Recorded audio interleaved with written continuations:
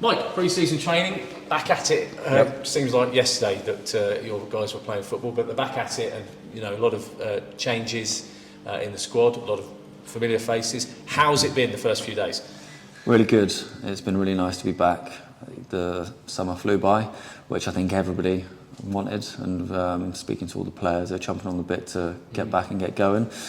So we've had a couple of days of testing. We've had a couple of days on the grass now, so just getting the stuff out your legs, can I say, the rubbish out the legs, all the lactic and stuff like that, and getting the detail in. But yeah, the recruitment's been really good, and they've bedded in really well, and there's been some real good things shown so far. I don't want to talk too much about last season because this is a fresh season. How much did you learn about yourself, about some of the players, just about the game, about yourself included last season? How much did you learn from what happened? I don't think I can quantify that. I think tactically, technically, I learned so much. I think emotionally, I know that when things get tough, that there is no option to get off the bus, so to speak. I think that for me, it just increases the desire to come back and to improve and to be better and win, put things to bed. And I know that's part of the process as well. I know that my hardest times in football, the darkest times in football, has also been the most rewarding with what I've taken away as a person and as a player, and now as a coach and manager. So always knew the emotional resilience was there, but actually, looking back now, tactically, there's things that, when we came in, and again, not taking away all the great work the boys did, we had some fantastic performances in games, and obviously the manner it ended was the emotion that we were left with for the summer. But for me, it's up to really take it through with a fine-tooth comb, and I think that's going to make us much better this season. Sometimes in life, the most adverse moments can give you the biggest reward, because if you're cruising along at a certain pace and everything's going swimmingly, you don't necessarily learn a huge amount. And I guess that's relevant here, isn't it? Yes, I'd never make excuses, but that is, in a nutshell, almost a victim to our own success. We came in and the boys, the response was incredible, and it was a real enjoyable time to come in with the guys, and how quickly they took to it. And I think it was the second game we got the win under the belt, and then we kicked on from there and we didn't look back. So for us, we've taken so much from it, and I think this season, we've still got more to come through the door. So we're by any means not done. And I'm sure there'll be a few departures as well. That's the nature of it. But really excited for the start of the season. Let's get on to that, because it's a really exciting time to talk about recruitment at MK Dons, and we've seen a number of players come through the door, and some really exciting signings. You must be delighted. Very much so, yeah. I think it's rare to get so many kind of number one targets that you're looking at, because obviously you've got a list of players, and the club have been fantastic. Liam has been working his socks off, all the recruitment side, over the summer, and I think a lot of times probably racked the hours up with Ian and Chris, and now Carl, who's joined us. They've been relentless and managed to get deals over the line, so really pleased with it. Just looking forward now every day, just putting it together and seeing the chemistry build organically, and then for us to be able to nurture and support where we can. And it's wonderful for the fans as well, because it was difficult. Nobody's getting away from that. We've touched on that already.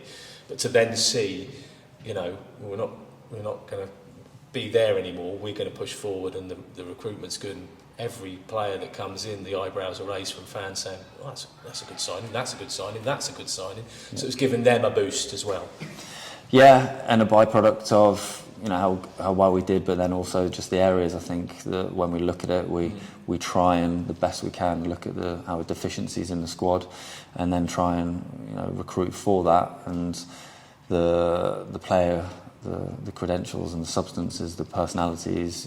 We've signed essentially a lot of captains, which is going to translate to a lot of leaders on the field. So it's our job now to make sure that chemistry is right, it fits together, and everyone's on that understanding the same page, and the fans as well. And I think, of course, it was a brutal way to end the season, but we've all got to understand that this year we're going to suffer, and it's not going to be plain sailing. but the more we support the lads and get behind the lads and really encourage the lads, the better end product and the better chance of us being successful. It appears, and I, to a certain extent, I don't expect you to answer this question, but it almost feels with the recruitment and the way that you've brought the players in that, yes, of course, the primary aim is to be promoted from League Two, but there's also kind of a forward-thinking look at League One. When you look at some of the players that are coming in that have maybe turned down contracts in League One, there's also a thought, well, let's not just think about this season, let's think about the season after promotion. Now, I know I'm getting ahead of myself a little bit, but was there an element of that as well? A team that can get you out of League Two and be competitive in League One with additions maybe next season? I mean, you look to recruit the very best player you possibly can, and players that can take you throughout the leagues. And obviously, we want to bring substance in and experience so they can really help nurture the young lads who we've got, very exciting prospects here. But of course, you want lads coming in with high ceilings, which we've been able to bring in, which is pleasing. But like the one thing about the way we play is it takes a lot of courage. So it takes lads that have been there and done that. They've got racked up a lot of appearances, and a lot of times it is the high leagues, because the higher you go, the more scrutinised you get, the more the defeats get publicised, and the press and everyone come out for you, and you've got to have thick skin. So for us, just the nature of the way we play. And as well, it's attractive to those boys. Everybody wants to be in a team that really look after the ball and ball dominant, but are very offensive and push forward.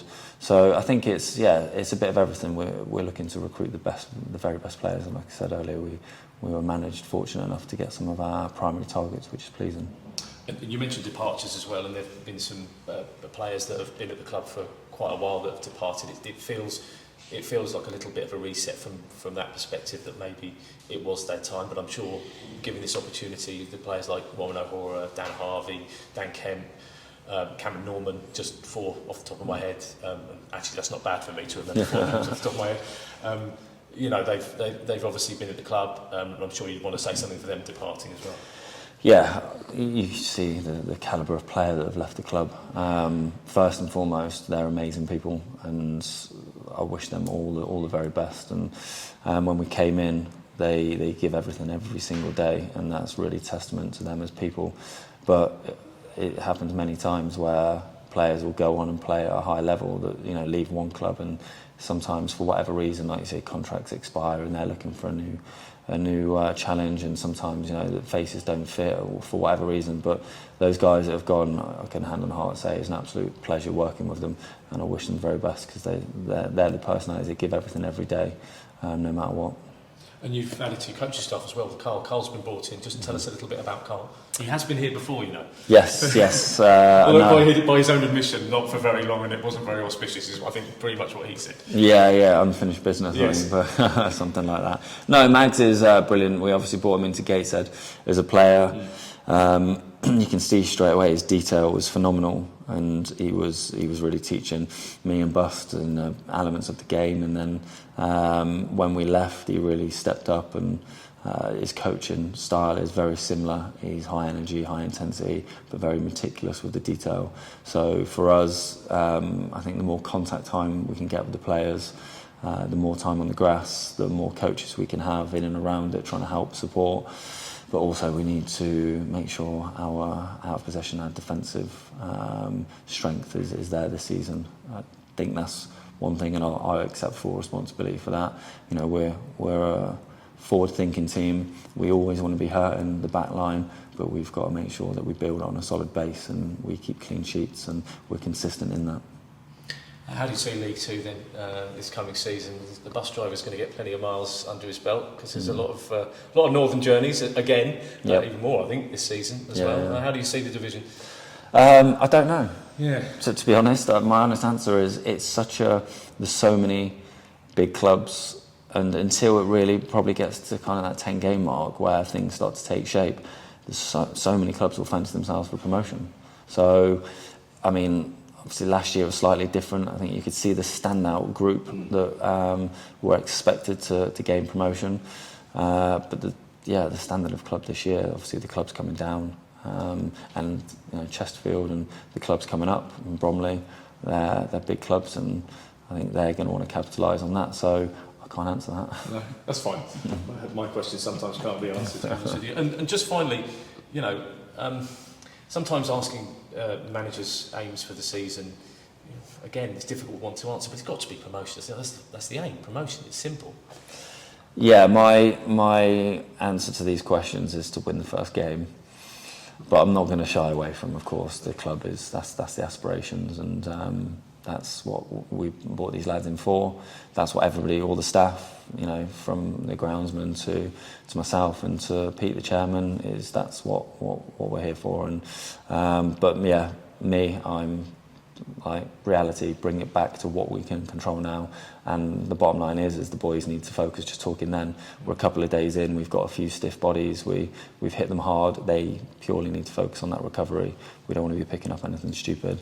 And then day by day, we just build the detail, stay so focused on what we need to achieve today. And then obviously a big first game, and that's the sights on winning that first game. And we believe going into every single game we can win. So therefore, that speaks for itself. But the club's ambition, you know what that is. Thanks, Bob. No problem, thank you. Recruitment, as we mentioned there, has been very strong already. There have been several players through the door. Where else do you think you need to recruit? Obviously, you've got 3 defenders in, or I suppose, quote-unquote, defenders, and some midfielders as well. Are you looking elsewhere as well? Yeah, and recruitment is all year. I think obviously you get the windows to do your business, but the guys are relentless on that, and we've got lists, and it's changing consistently, and we're always looking to strengthen. So I think the nature of it, there's certain times where you've done your business in a certain department, but somebody comes up, and then that's the nature of football, and can't be apologetic for that. It's the most competitive industry for me. Sport is just in general, and everyone's got to make sure that they every single day pushing the needle and trying to improve. But of course, yeah, we're looking at different areas. I think I'll let you guys speculate. The specific areas, but we've done a lot of business in the back line, and possibly light in certain other areas. But again, the players we've got. Are capable of it. So we don't know yet. There's going to be more coming through the door very, very soon. And hopefully, we can announce another couple of good signings that will get the fans excited. But yeah, we're always looking. You say it's up to us to speculate, and I might speculate here a little bit, but obviously with 2 goalkeepers who were out on loan at the end of last season, they're back in the fold. But is the goalkeeper an area that you're potentially looking at? I mean, I'm always trying to be honest with everyone, and even the new signings coming in, you can't guarantee anybody anything. You've got to learn everything, as we know. And I've spoke to the goalkeepers here and said, look, for me, we come back. There is the slate is cleaned, it's wiped clean. But there's obviously players have their own desires to want to play. And I can't guarantee that. Obviously, we've got a particular way we want to play and certain things. So of course, we're looking to always see you guys out there to bring in and strengthen us. And everyone knows the script. So yeah, it's something that is an ongoing pursuit, and there will be people coming through the door. I think an awful lot of the fans will be asking me, and it wouldn't be an MK Dons press conference if we didn't mention Max Dean, but I'm sure the fans will be desperate to hear that you're saying, no, absolutely not, he's not going anywhere this summer, he's locked down, he's going to be an MK Dons player. But I suppose the nature of the window means you potentially can't say that, or potentially you can. Yeah, it's a difficult one. I think he's currently waiting in my boot in my car, so it's keeping him. So no, it's one of them. We love him to bits, and his ceiling is the highest it can be, and we'd love to keep hold of him. I can't really say too much more than that, other than we'd love to keep him, but because of what he did last season, his exploits, he's obviously going to attract attention. We'll just have to wait and see.